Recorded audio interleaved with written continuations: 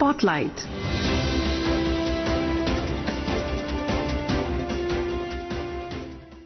This is Akashvani. In the program Spotlight, now we bring you a discussion on US announcement of additional tariff on Indian imports. The participants are Narendra Taneja, economic analyst, and Sonu Sood, anchor. India has reiterated its response against the United States' additional tariff imposition, saying that the actions are unfair, unjustified and unreasonable. This comes after US President Donald Trump imposed an additional tariff of 25% on India over India's oil imports from Russia. To discuss this important issue, we have with us economic analyst Narendra Taneja. Warm welcome to you on Akashvani. Thank you.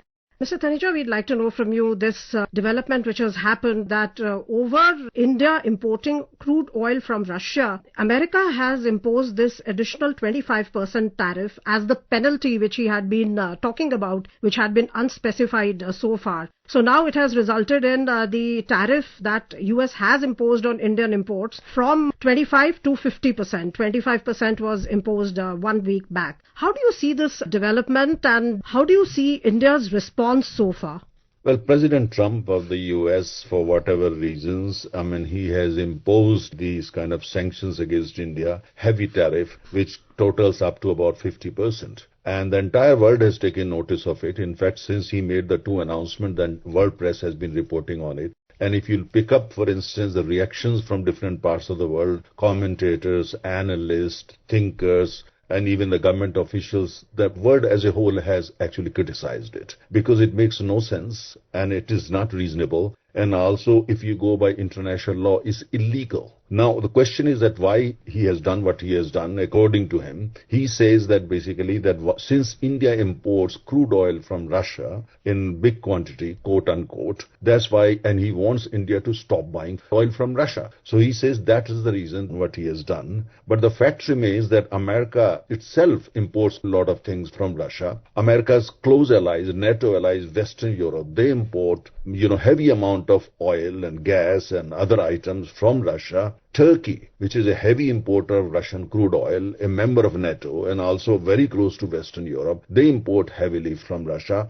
China does the same, and there are a number of other countries which import crude oil. But it seems that President Trump decided to single out India for whatever reasons. Now, the question is that what he has done, it has got two direct implications. Number one is that if India stops buying oil from Russia, and which means that Russian oil will go out of circulation from the global oil supply system. If his basically plan or his intention is to force Russian oil out of the global supply system, then the consequence or the result will be oil prices will go up globally. It's a globally traded commodity, is globally benchmark commodity. And which means America, which is the biggest importer of oil and which is the biggest consumer of oil, they will be impacted very, very hard. So American consumers will also have to pay more for oil and petroleum products and so on and so forth. Number two is that sanctions would also, or the tariff would also involve a number of things that we export from India. Mainly services and also pharmaceutical products and steel and petroleum products. That includes petrol and diesel. We are a major supplier of petroleum products to the United States. Now, in such a situation, the question is that, if there is tariff, which President Trump has talked about, who is going to pay that tariff at the end of the day, at the end of the supply chain? American consumers. And which economy is going to suffer the most? American economy, since they are the biggest consumer of oil. Now, if you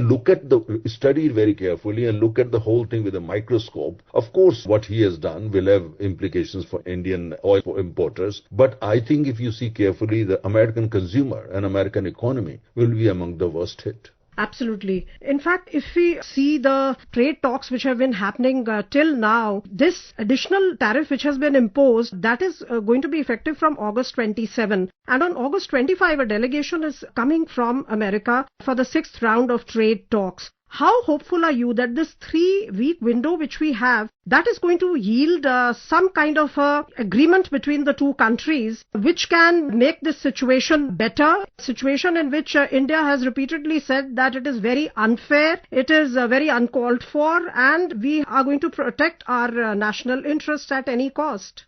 You see, if you look at the ongoing trade talks between India and the United States, India's approach has been very positive, very mature, highly sophisticated, and extremely patient. There are certain things they want to put on in that treaty, and where Indian negotiators have been secluded, there are certain areas that we can't open up our economy, to American companies, and that's mainly agriculture, dairy, and fisheries, of course. So now these are the areas which has, Indian negotiators have repeatedly explained that Indian economy, we can't open our rural economy for American products, agriculture products. And because 65% of Indian population is involved, is part of the rural economy, and in India, unlike in the United States, Indian rural economy is very unique because it's not only economy, it's not only growing wheat or other crops, it's also music, it's culture, it's tradition, it's theater, it's story, it's life, it's everything, it's society. So it's a very different construct. Indian rural economy's construct is very different from American rural economy. American rural economy is highly industrialized and they have got big farms, they use big machines, while our farmers, in most cases, they've got very small holdings and they depend completely on that. Moreover, the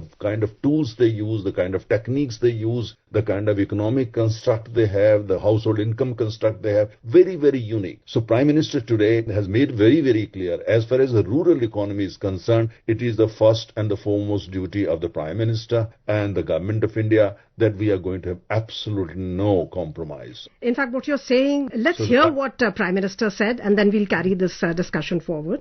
हमारे लिए अपने किसानों का हित सर्वोच्च प्राथमिकता है। भारत अपने किसानों के, पशुपालकों के और मछुआरे भाई बहनों के हितों के साथ कभी भी समझौता नहीं करेगा। और मैं जानता हूं व्यक्तिगत रूप से मुझे बहुत बड़ी कीमत चुकानी पड़ेगी, लेकिन मैं इसके लिए तैयार हूं। मेरे देश के किसानों के लिए, मेरे देश के मछुआरों के लिए, मेरे देश के पशुपालकों के लिए आज भारत तैयार है। So, Mr. Taneja, the Prime Minister stressed that it is our responsibility to protect our farmers, our dairy farmers, our fishermen, and not open up the market for help another country. So, how important is this resolve to stick to certain red lines? I think the statement today by the Prime Minister, it had been earlier conveyed at the level of our negotiators to the United States. Now this is coming from the Prime Minister himself.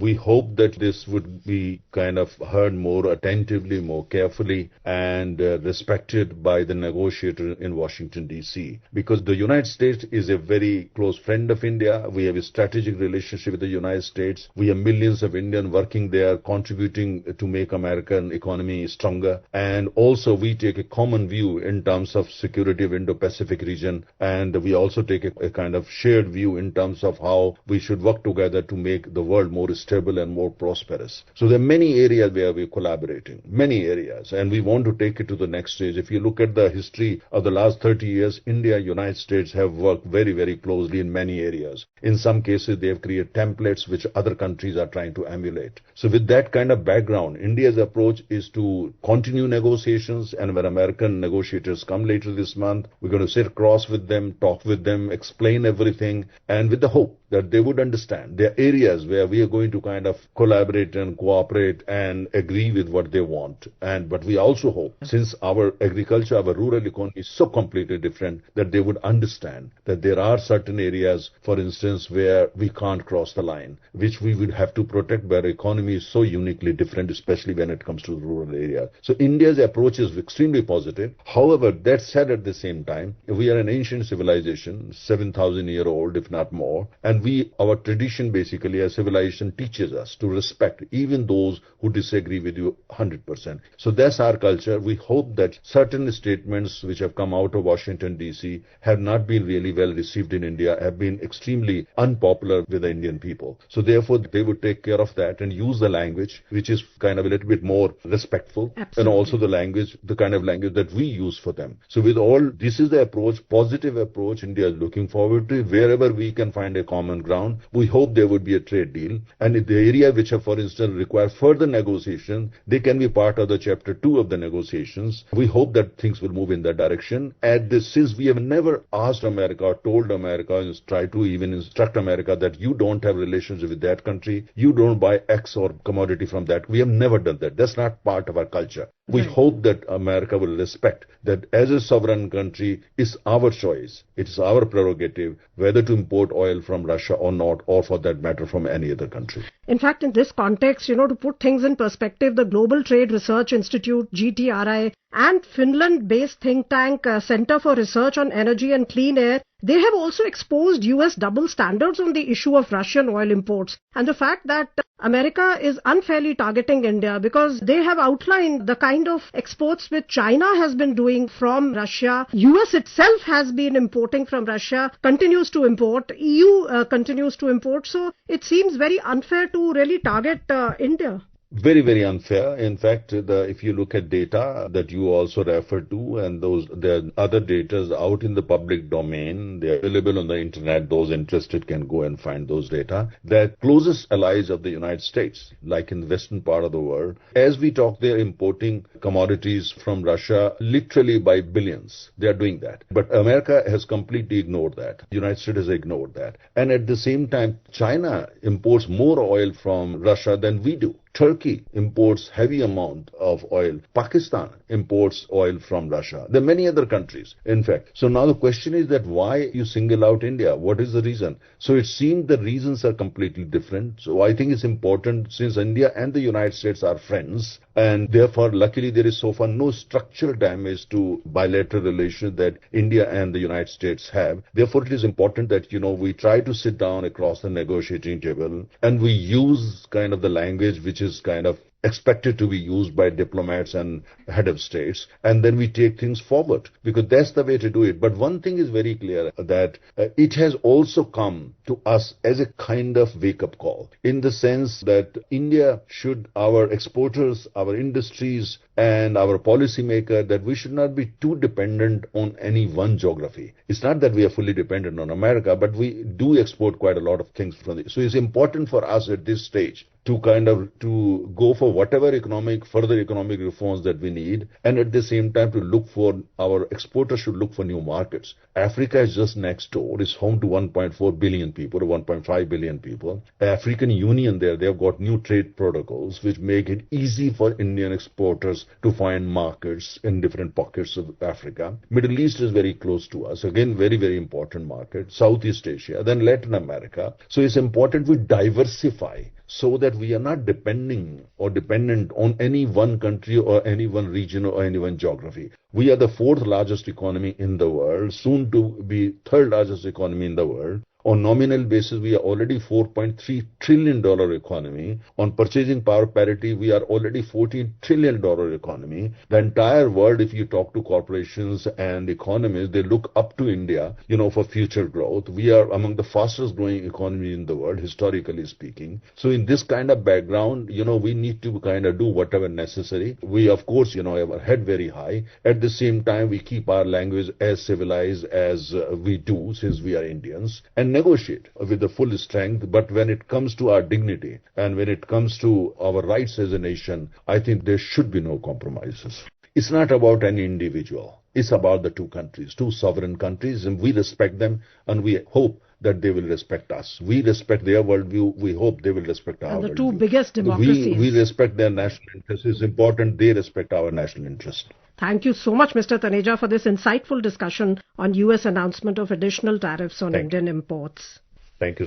You were listening to a discussion on US announcement of additional tariff on Indian imports. The participants were Narendra Taneja, economic analyst, and Sonu Sood, anchor. This program was produced and presented by the News Services Division of Akashvani. You can listen to it on our mobile app, News on AIR. This program is also available on our YouTube channel, News on AIR Official. You may share your feedback about this program through email at airnsttalks@gmail.com or WhatsApp on 9289094044. Spotlight.